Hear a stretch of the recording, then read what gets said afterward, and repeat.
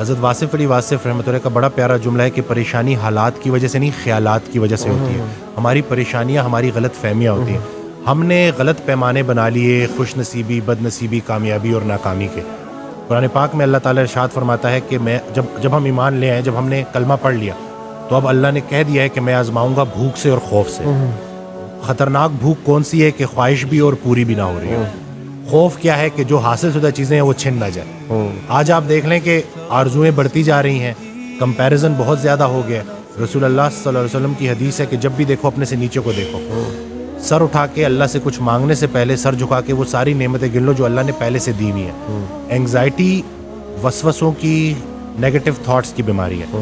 یا ماضی کا پچھتاوا یا مستقبل کے اندیشے. پریزنٹ مومنٹ میں بندہ نہیں رہتا، یا ماضی کے اس کے بارے میں سوچتا رہتا ہے. آدھے لوگ تو ماضی بدلنا چاہتے ہیں، دیکھیں کیا چاہتے ہیں. وہ وقت جو ویسے ہی گزر گیا اس کو اپنے دماغ میں پھر سے لا کے، اللہ تو کسی کو اس کی برداشت سے زیادہ نہیں آزماتا، ہم خود کو آزما رہے ہوتے ہیں. خطرہ باہر سے نہیں ہے، کیونکہ انگزائٹی میں نا ایک فیئر بھی ڈیولپ ہو جاتا ہے، خطرے کا احساس ہوتا ہے. خطرہ باہر سے نہیں ہے، خطرہ اندر سے ہے. شیطان ہماری رگوں میں خون کی طرح دوڑتا ہے اور وہ دو ہی کام کرتا ہے، یا مغرور کر دیتا ہے یا مایوس کر دیتا ہے. جب آپ کے حالات اچھے ہوں گے تو مغرور کر دیتا ہے، یہ اس کا طریقہ واردات ہے. یا اگر کہیں ذرا سختی آئے گی تو وہ آپ کو مایوس کر دے گا. اور اللہ نے تو سیدھا سیدھا کہہ دیا کہ میری رحمت سے مایوس نہ ہونا، میری رحمت میرے غضب پر حاوی ہے. اپنے حال کو نہیں دیکھنا ہوتا، اپنے خیال کو دیکھنا ہوتا ہے. اس دن میں حضرت واصف علی واصف رحمۃ اللہ کی ایک آڈیو سن رہا، اس میں ارشاد فرماتے ہیں کہ پیغمبر کی ابتلا تقرب کی انتہا ہوتی ہے. جتنا پیغمبر تکلیف میں ہوتا ہے اتنا اللہ کے قریب ہوتا ہے. اللہ کی تقسیم امیر اور غریب کی نہیں ہے، خوشی اور غم کی نہیں ہے، قریب اور دور کی ہے. وہ ایک اور جگہ ارشاد فرماتے ہیں کہ اللہ کے راستے کی سب سے راز کی بات ہے کہ مشکل میں بھی آسان رہتا ہے. دیکھیں، چھوٹے ڈر کو بڑا ڈر ختم کرتا ہے. ہم دنیا کو لے کے الجھ گئے ہیں. رسول اللہ صلی اللہ علیہ وسلم کی حدیث ہے کہ یہ دنیا جو ہے نا کافر کے لیے جنت ہے اور مومن کے لیے قید خانہ ہے. ہم نے جو ہمارا مضمون تھا نا وہ ڈپارچر کا تھا، ہم ارائیول کو لے کے بیٹھ گئے اور یہاں سے نکلنا ہی نہیں چاہتے. قید خانے کی سب سے بڑی نشانی یہ ہوتی ہے کہ جب بھی انسان اس سے نکلے تو خوشی خوشی نکلے.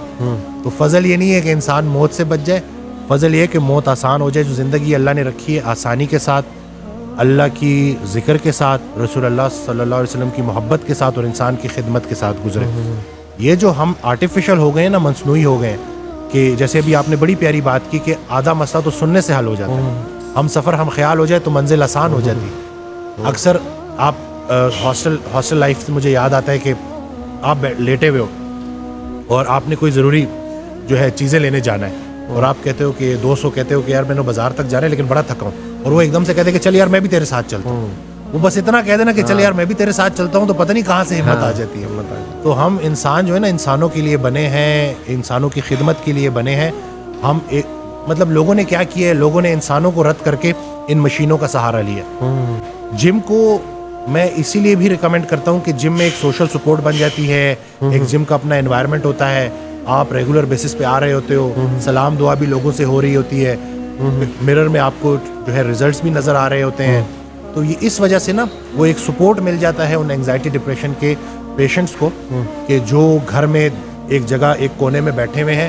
اور اب وہ جو تنہائی ہے نا وہ ان کے لیے سب سے خطرناک ثابت ہو رہی ہے، کیونکہ اب جو ایک فارغ بندہ ہے وہ جو ہے شیطان کے پورے کنٹرول میں ہوتا ہے اور وہ پھر ان تھاٹس سے نکل نہیں پاتا. سب سے بڑی ایڈکشن جو ہے نا وہ نیگیٹو تھاٹس کی ہے. اینگزائٹی ڈپریشن جس نے گزارا ہو اس سے پوچھیں کہ یہ کس حد تک خطرناک ہوتی ہے. ایکسرسائز کچھ ہارمونلی بھی چیزیں چینج کرتی ہے، یہ بھی میں بتا دوں. ایکسرسائز ہوپ مالیکیول ریلیز کرتی ہے. جب ہم مسلس کو کانٹریکٹ کرتے ہیں تو ہوپ مالیکیول ریلیز ہوتا ہے جس کے اینٹی اینگزائٹی اور اینٹی ڈپریسنٹ افیکٹس ہیں.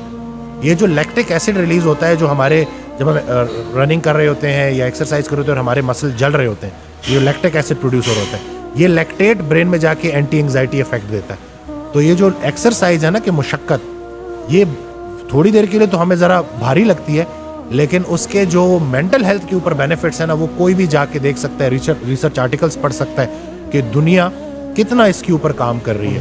ہمیں تو دین اسلام اللہ نے دیا تھا جو ہماری اسٹرینتھ تھی، ہم انفارچونیٹلی اس کو سمجھ نہیں پائے.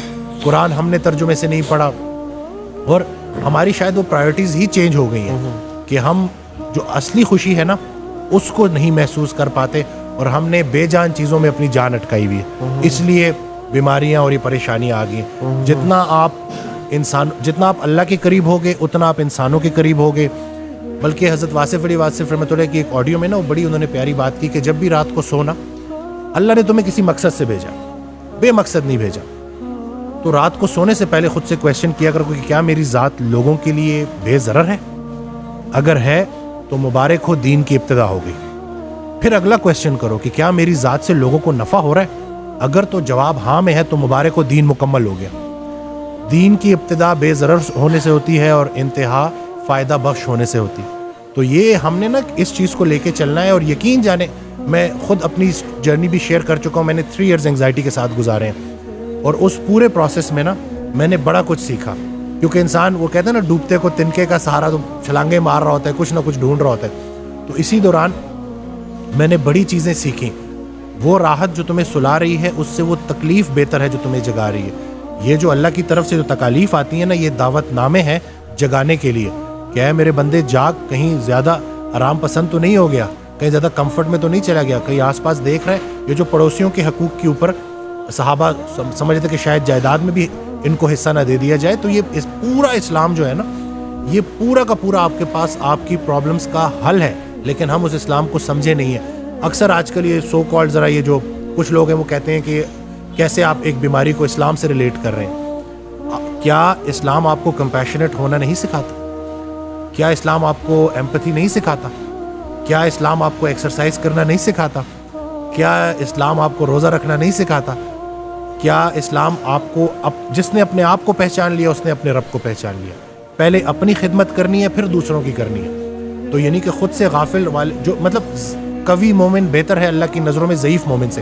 یعنی کہ اللہ کو بھی وہ مسلمان پسند ہے جو پہلے اپنی خدمت کرتا ہے, جس نے اپنے آپ کو اس قابل کر دی. تو انہی چیزوں کو اگر ہم سمجھیں گے نا تو ہم کوئی اسلام کو معاذ اللہ کوئی ایسا نہیں سمجھ رہے کہ جیسے ہم بیماری سے نظر ہٹا رہے ہیں. ہم یہ کہہ رہے ہیں کہ اگر ہم اسلام کو پراپر سمجھ جائے تو بنانے والے نے ہی ہمیں اسلام دیا ہے نا, تو اس نے پورا مکمل ایک ترتیب ہمیں بنا کے دی ہے.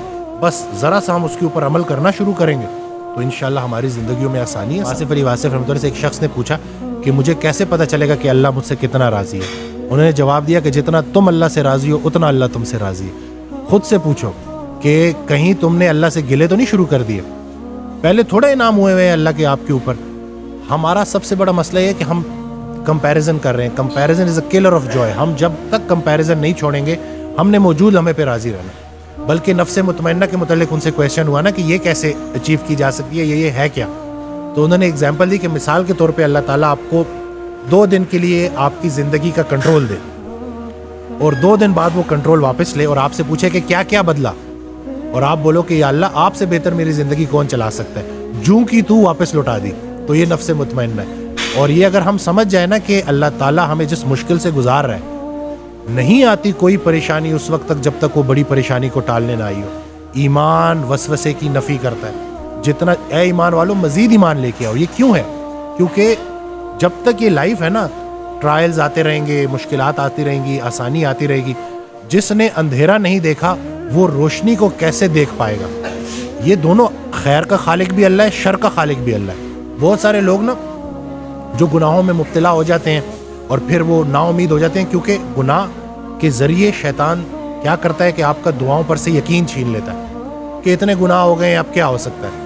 حالانکہ اللہ تعالیٰ قرآن میں آپ کو بالکل ڈیفرنٹ بات بتا رہا ہے. وہ تو یہ تک کہہ رہا ہے کہ میں چاہوں تو تمہاری برائیوں کو نیکیوں میں کنورٹ کر دوں. تو تمہیں کس چیز نے جو ہے پریشان کیا ہوا ہے؟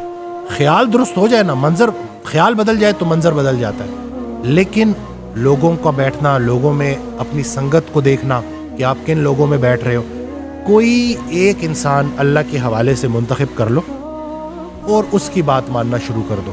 میں تو یہی سمجھا. بلکہ وہ اکثر کہا کرتے تھے کہ جو صرف اللہ کو مانتا ہے نا اور انسانوں کو نہیں مانتا وہ شیطان بھی تھا. جب اللہ نے کہا کہ سجدہ کر, نے کہا میں نہیں کرتا, میں صرف آپ کو مانتا ہوں. ٹھیک ہے, تو راندہ درگاہ ہو گیا.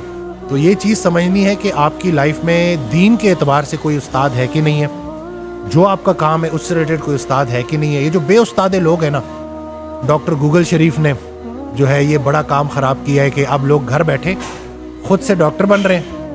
ایک چیز جو گوگل آپ کو نہیں دے سکتا وہ ہے ایکسپیرینس, وہ ہے تجربہ. جتنا علم اطاعت سے ملتا ہے اتنا کسی کتاب سے نہیں ملتا.